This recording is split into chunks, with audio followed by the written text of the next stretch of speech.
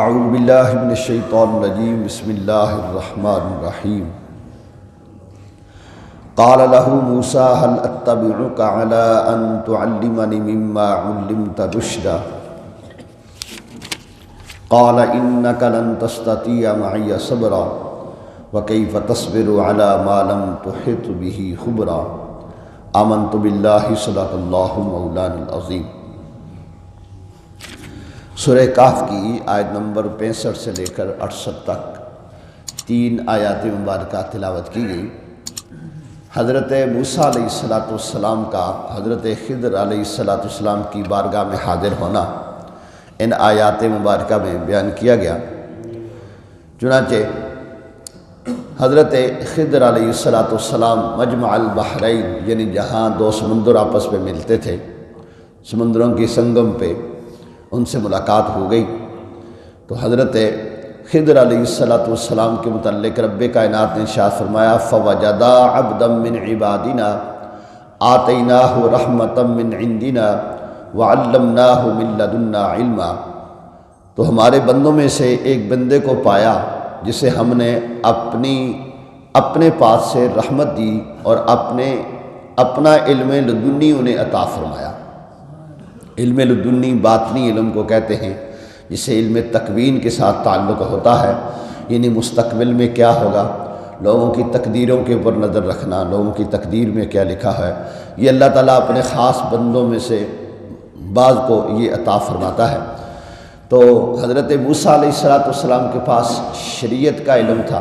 اور حضرت خضر علیہ السلام کے پاس لیے علم لدنی تھا۔ شریعت شارع سے بنا ہے، شرع کا معنی ہوتا ہے راستہ، اسی لیے آپ دیکھتے ہیں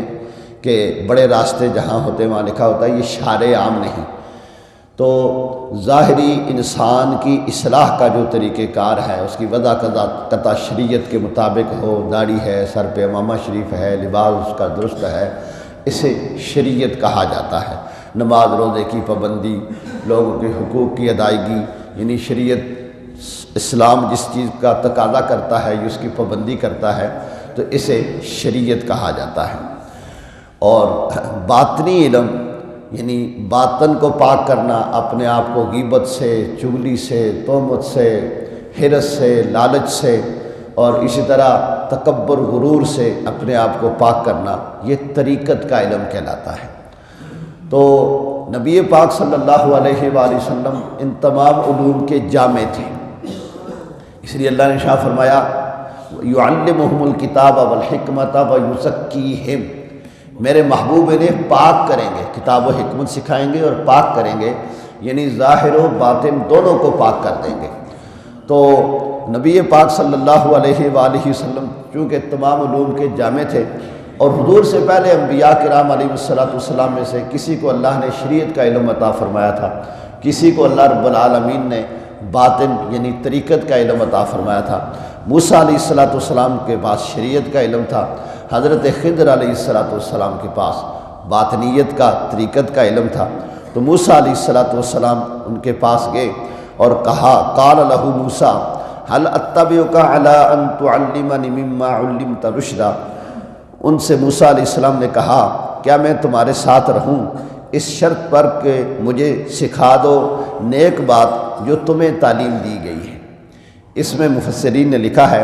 کہ حضرت موسیٰ علیہ السلام کا نہایتی ادب و احترام سے پیش آنا ہے اور قیامت تک انسانوں کو یہ سبق دینا ہے کہ جس سے علم حاصل کرنا ہے اس سے ادب سے پیش آنا ہے، کیونکہ با نصیب اور بے ادب بے نصیب، ہمیشہ ادب سے ہی انسان سیکھتا ہے۔ اور جو جتنا بڑا ہوتا ہے،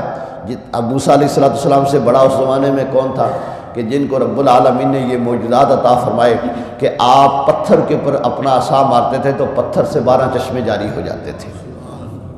چلتے ہوئے سمندر پہ اپنا عصا مارتے تھے تو سمندر آپ کے لیے راستہ چھوڑ دیتا تھا، اور آسمان پہ بادلوں کی طرف اشارہ فرماتے تھے تو بادل رک کے آپ کے اوپر، آپ کی قوم کے اوپر سایہ فرمایا کرتے تھے۔ اللہ تعالیٰ نے آپ کو بہت سارے معجزات عطا فرمائے تھے۔ اتنے کمالات کے باوجود حضرت موسیٰ علیہ السلام علم حاصل کرنے کے لیے گئے اور ہم سب کو یہ بتایا کہ کبھی بھی بندہ یہ نہ سمجھے بس یہ میرے پاس بڑا علم ہے، میرے پاس جو اتنا علم آ گیا ہے اتنا ہی کافی ہے۔ نہیں، علم میں نے پہلے بھی عرض کیا، حضور نے شاہ فرمایا اطلب العلم من المہد الی اللحد، ماں کی گود سے لے کر قبر کی کنوں تک علم حاصل کرتے رہو، سیکھتے رہو۔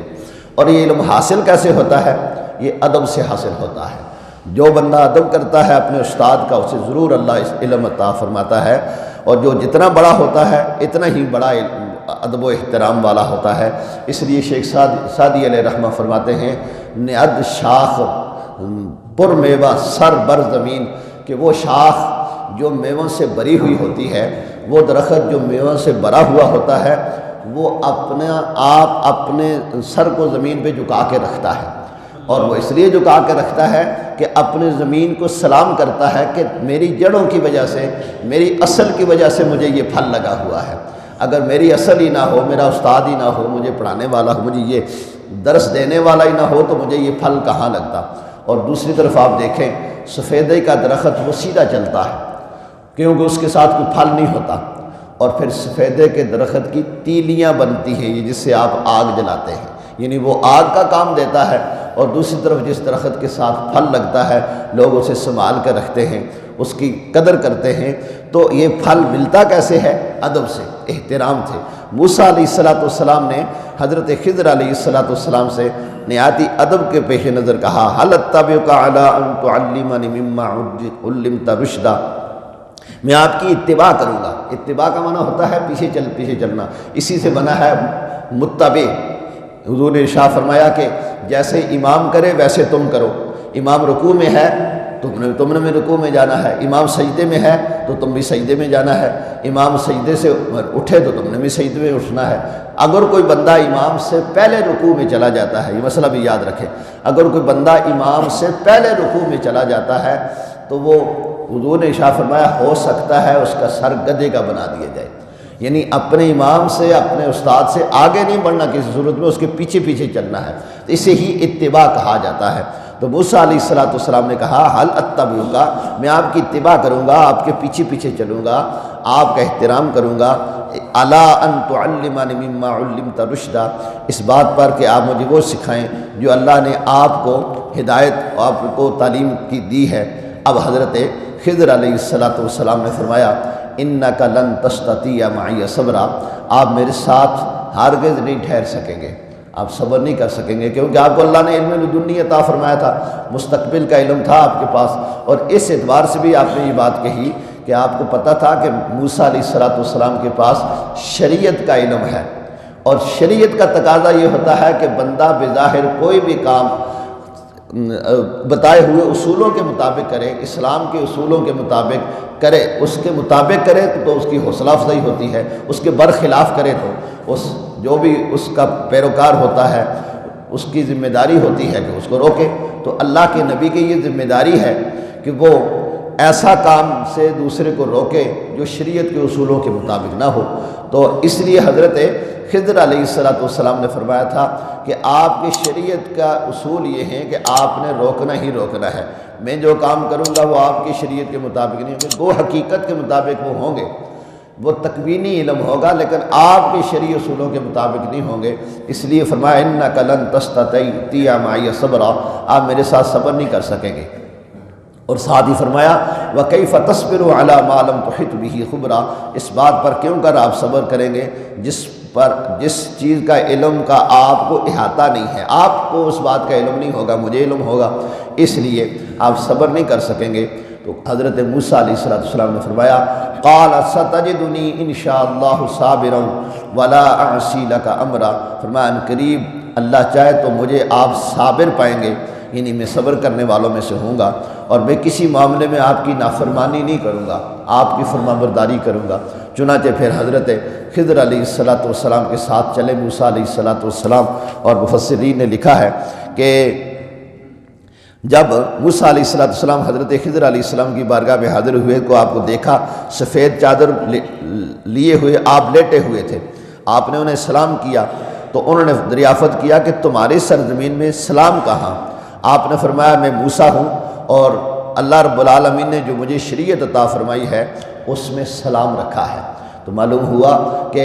شریعت کے اصولوں کے مطابق یہی ہے کہ جب بھی دو مسلمان آپس میں ملیں تو ایک دوسرے کو سلام کریں۔ اللہ رب العالمین ہمیں سلام کو عام کرنے کی توفیق نصیب فرمائے۔ وآخر دعوانا ان الحمد للہ رب العالمین۔